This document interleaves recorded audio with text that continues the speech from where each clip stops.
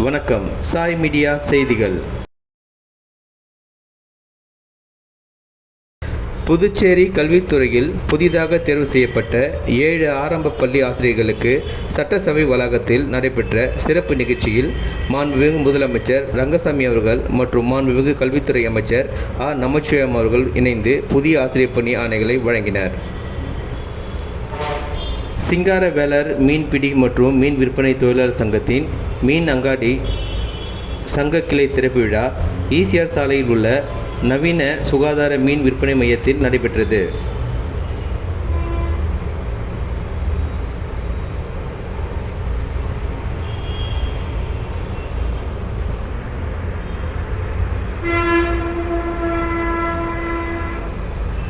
இந்நிகழ்ச்சிக்கு செயல் தலைவர் ராஜ்குமார், கௌரவ தலைவர் மல்லிகா, துணைத் தலைவர்கள் விஜய், சித்தானந்தம், ராஜேஷ் ஆகியோர் தலைமை தாங்கினர். அதனைத் தொடர்ந்து கோவிந்தராஜ், தெய்வநாயகம், தணிகாச்சலம், மோகன் ஆகியோர் முன்னிலை வகித்தனர். இந்நிகழ்ச்சியில் சிறப்பு அழைப்பாளராக தமிழ்நாடு மீன்பிடி தொழிலாளர் கூட்டமைப்பு தமிழ் மாநில துணைத் தலைவர் வைத்திலிங்கம் கலந்து கொண்டு சங்கத்தின் பெயர் பலகையை திறந்து வைத்தார். நிகழ்ச்சியில் CITU மாநில ஒருங்கிணைப்பாளர் பிரபுராஜ், மாநில செயலாளர் சீனிவாசன் ஆகியோர் கொடியை ஏற்றி வைத்து சிறப்பித்தனர். மேலும் இந்நிகழ்ச்சியில் சங்கத்தின் நிர்வாகிகள் கோபி, விஜய், குணசேகர், மஞ்சினி என்கின்ற ரமேஷ், சித்தானந்தம், ருமித்ரன், கார்த்திக், விஜயன், ராஜ்குமார், வாழ்முனி, முருகன் மற்றும் பலர் கலந்து கொண்டு நிகழ்ச்சியை சிறப்பித்தனர்.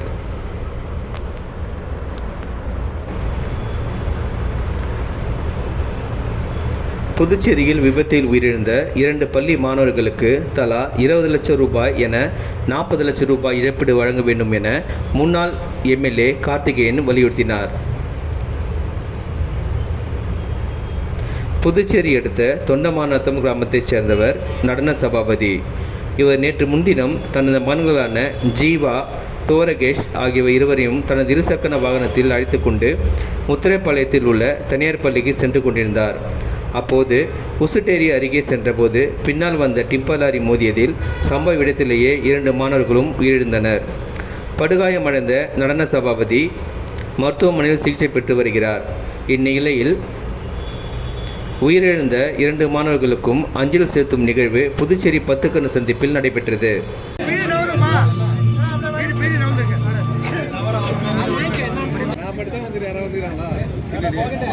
வீர வணக்கம், வீர வணக்கம், வீர வணக்கம், வீர வணக்கம், வீர வணக்கம், வீர வணக்கம், வீர வணக்கம், வீர வணக்கம். பள்ளி மாணவர்கள் இருவருக்கும், பள்ளி மாணவர்கள் இருவருக்கும், மரணம் அடைந்த மாணவர்களுக்கு, மரணம் அடைந்த மாணவர்களுக்கு வீர வணக்கம். சாலை விபத்தினிலே வீர மரணம் அடைந்த மாணவ செல்வங்களுக்கு வீர வணக்கம், வீர வணக்கம், வீர வணக்கம், வீர வணக்கம், வீர வணக்கம். மாணவர்கள் இருவருக்கும் வீர வணக்கம், வீரவர்கள் இருவருக்கும் வீர வணக்கம், வீர வணக்கம். காங்கிரஸ் கட்சியின் வீர வணக்கம். ஊசூர் தொகுதி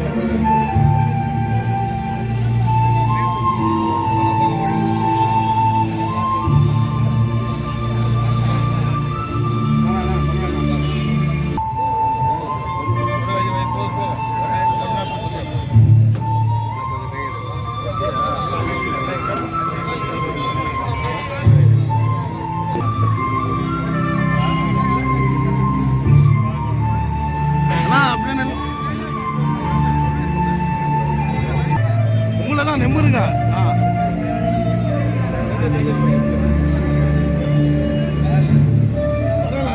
கிட்டல தான்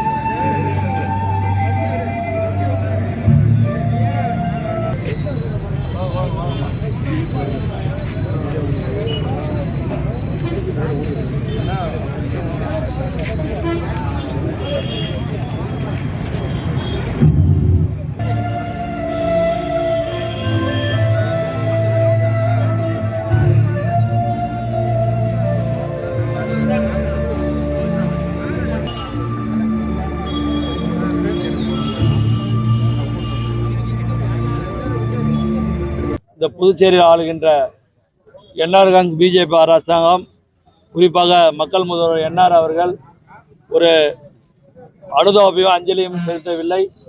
ஒரு நிவாரணம் கூட செலுத்தாதாக இந்த அரசு மிக கேவலமாக நடந்து கொண்டிருக்கிறது. அவர்கள் பதவியை காப்பாற்றிக் கொள்ளும் நோக்கில் அவர்களை பாதுகாக்க வேண்டும், கட்சியை பாதுகாக்க வேண்டும், அரசை பாதுகாக்க வேண்டும் நிலையில் அவர்கள் இருக்கிறார்கள்.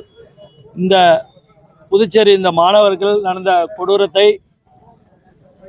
கல்வித்துறை அமைச்சர் நமச்சிவாயம் கூட ஒரு ஆறுதலையும் அந்த குடும்பத்திற்கு ஒரு அஞ்சலியும் செலுத்தவில்லை. இதை மிகவும் காங்கிரஸ் சார்பில் நாங்கள் இன்று அவர்களை கண்டிக்கிறோம், கண்டனத்தை தெரிவித்துக் கொள்கிறோம். ஒரு நிவாரணத்தையும் அளிக்கவில்லை. குறிப்பாக இந்த போக்குவரத்து துறை, காவல்துறை அதை சரி செய்யவில்லை. காலையில் பார்த்தீங்கன்னா 10 யூனிட் பெரிய 10 சக்கர வாகனங்கள் காலையில் இந்த ஸ்கூலுக்கு போகும்போது ஒரு அனுமதி இல்லை, முன் அனுமதி இல்லாமல் போய் கொண்டு இருக்க வேகமாக போகிறாங்க. இதை நேரத்தை கட்டுப்படுத்துகிறோம். காலையில் 6 மணிலேருந்து 11 மணி வரை இந்த கனரக வாகனங்கள் இந்த காவல்துறையானது கட்டுப்படுத்த வேண்டும். இந்த ஏரியாவில் எல்லா வண்டியும் பார்த்தீங்கன்னா இப்போ போய் கொண்டு இருக்கிறது. எல்லா வண்டியும் பார்த்தீங்கன்னா பெரிய வண்டிகள் 12 சக்கரம் 10 சக்கர வாகனங்கள் மிக வேகமாக சென்று கொண்டு கட்டுப்படுத்தணும்.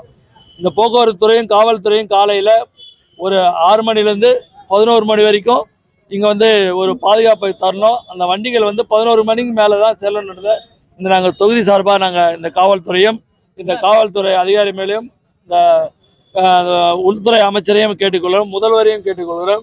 மிக சீக்கிரம் இந்த இந்த குழந்தைகளுக்கும் நிவாரணம் அளிக்க வேண்டும். மேலும் அவங்களுக்கு வீட்டில் சென்று அவங்களுக்கு ஆறுதலை தர வேண்டும் என்று நேரத்தை கேட்டுக்கொள்கிறேன். காலையில் 6 மணிலேருந்து 11 மணி வரைக்கும், சாயந்தரம் 4:30லேருந்து 6 மணி வரைக்கும், 6 மணிக்கு அதை தடுத்தா போதும். அதுக்கப்புறம் அதை கவனமாக செல்லணும். மிக வேகமாக செல்லக்கூடாது அறிவுறுத்தும். நிவாரணம் ஒரு குடும்பத்துக்கு 20 லட்சம், அந்த பள்ளி மாணவருக்கு ஒரு மாணவருக்கு 20 லட்சம் கொடுக்கணும். ஒரு மாணவர்களுக்கு அவங்க அப்பாவும் காலில் ஃப்ராக்சர் ஆகுது, கால் உடைஞ்சி நேற்று பார்த்தா மயக்கமான முறையில் ரொம்ப கொடுமையாக குடும்பத்துக்கு ஆறுதல் சொல்ல முடியாத நிலைமையில் இருக்கு. 2 சின்ன பிஞ்சு குழந்தைங்க.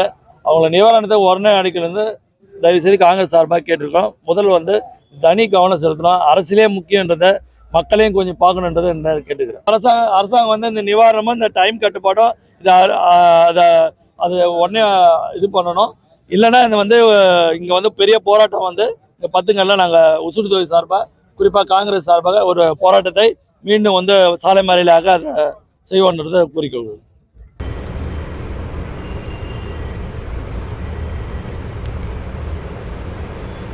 தமிழ் தேசிய பேரியக்கத்தின் துணை பொதுச் செயலாளராக அருணபாரதி அவர்களின் பிறந்தநாளான இன்று புதுச்சேரி தமிழ் தேசிய அமைப்பு நிர்வாகிகள் அனைவரும் அருணபாரதி அவர்களுக்கு வாழ்த்துக்கள் பகிர்ந்து கொண்டனர்.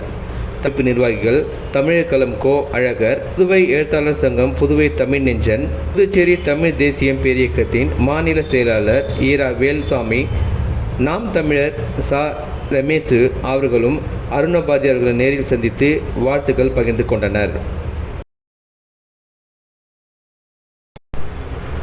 நெடுங்காடு கோட்டுச்சேரி தொகுதி சட்டமன்ற உறுப்பினர் திருமதி டாக்டர் சி சந்திரபிரியங்கா அவர்களின் பிறந்தநாளை முன்னிட்டு டாக்டர் சந்திரபிரியங்கா மக்கள் சேவை மையம் சார்பாக நலத்திட்ட உதவிகள் வழங்கி கேக் வெட்டி கொண்டாடினர். இந்நிகழ்ச்சியில் என்ஆர் காங்கிரஸ் பொறுப்பாளர்கள் மற்றும் பொதுமக்கள் கலந்து கொண்டு விழாவினை சிறப்பித்தனர். அது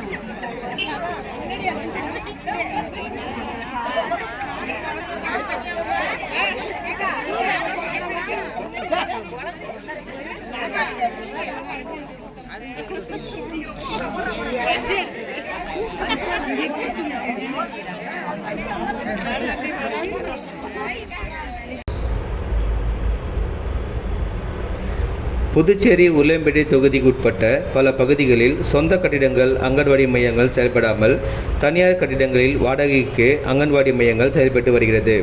இதனால் அங்கன்வாடி மைய ஆசிரியர்கள் மற்றும் உதவியாளர்கள் தொகுதி சட்டமன்ற உறுப்பினர் திரு ஜி. நேரு என்கிற குப்புசாமி எம்எல்ஏ அவர்களிடம் எங்களால் வாடகை கொடுக்க முடியவில்லை,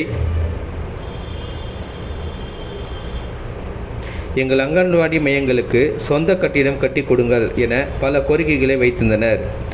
கோரிக்கையை ஏற்று சட்டமன்ற உறுப்பினர் திரு ஜி. நேரு என்கிற குப்புசாமி எம்எல்ஏ அவர்கள் சட்டப்பேரவை கூட்டத்தொடரில் உருளையம்பேட்டை தொகுதிக்குட்பட்ட நகர பகுதியில் உள்ள அங்கன்வாடி மையங்களுக்கு அரசு நிர்ணயித்த வாடகைக்கு இடம் கிடைக்கவில்லை என்றும் சொந்த கட்டிடங்கள் சேவை என பல முறை அரசுக்கு கோரிக்கை வைத்தும், மேலும் சட்டமன்ற உறுப்பினர் தொடர் முயற்சியின் காரணமாக மேலும் கடந்த காலங்களில் ஆட்சியில் இருந்தவர்கள் இதற்கான எந்த ஒரு நடவடிக்கையும் எடுக்காத நிலையில் தொகுதிக்குட்பட்ட அரசு நிலங்கள் உள்ளதா என தேடப்பட்டு அதில் குபேநகர் 5வது குறுக்கு வீதியில் புதுச்சேரி நகராட்சிக்கு சொந்தமான இடத்தில் தனியார் ஆக்கிரமிப்பு இருப்பதை அறிந்து ஆக்கிரமிப்புகளை அகற்றி உருளையம்பேட்டை தொகுதி சட்டமன்ற உறுப்பினர் குபேநகர் வார்டு குபேநகர் 5வது தெருவில் புதிய அங்கன்வாடி மையம் கட்டிடம் கட்டுவதற்காக சட்டமன்ற உறுப்பினர் தொகுதி மேம்பாட்டு நிதி ரூபாய் 34,32,000 செலவில் புதுச்சேரி நகராட்சி மூலம் பணிகள் துவங்குவதற்கான பூமி பூஜை இன்று வெள்ளிக்கிழமை காலை 9:30 அளவில் உருளையம்பேட்டை தொகுதி சட்டமன்ற உறுப்பினர்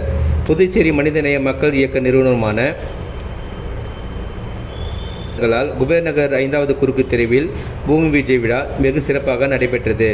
இவ்விழாவில் புதுச்சேரி நகராட்சி செயற்பொறியாளர் திரு நமச்சிவாயம், இளநிலை பொறியாளர் திரு குப்புசாமி, ஒப்பந்ததாரர் திரு ராதாகிருஷ்ணன் மற்றும் புதுச்சேரி நகராட்சி அதிகாரிகளும் நகராட்சி ஊழியர்களும் மேலும் உருளையம்பேட்டை தொகுதியைச் சேர்ந்த மனிதநேய மக்கள் சேவை இயக்க பிரமுகரும் நிர்வாகிகளும் மகளிர்களும் இளைஞர்களும் பலர் உடனிருந்தனர். இலவச பல் பராமரிப்பு முகாமின் 2ஆம் நாள் சிறப்பாக நடைபெற்றது. டாக்டர் பிரசன்னா வழங்கிய பராமரிப்பு விழிப்புணர்வு நிகழ்ச்சி மாணவர்களுக்கு சிறந்த அனுபவமாக அமைந்தது. இதில் தினசரி பல் பராமரிப்பு, பொதுவாக வாய் மூல நோய்கள் மற்றும் தடுப்பு செயற்பாடுகள் குறித்த விளக்கங்கள் வழங்கப்பட்டன. மருத்துவர்கள் பயனாளிகளுக்கு முழுமையான பரிசோதனையும் ஆலோசனையும் வழங்கினர். Doctor Soumya, doctor Soundarya, doctor Revathi, doctor Karthika, doctor Soumya, doctor Rajalakshmi. முகாம் முழுவதிலும் 1500க்கும் மேற்பட்ட மாணவிகள் பரிசோதிக்கப்பட்டனர். இளம் பெண்களில் வாய் சுகாதார விழிப்புணர்வு ஏற்படுத்தும் முக்கிய சாதனையாக இது அமைந்தது. இத்துடன் இன்றைய செய்திகள் நிறைவடைந்தன. நன்றி, வணக்கம்.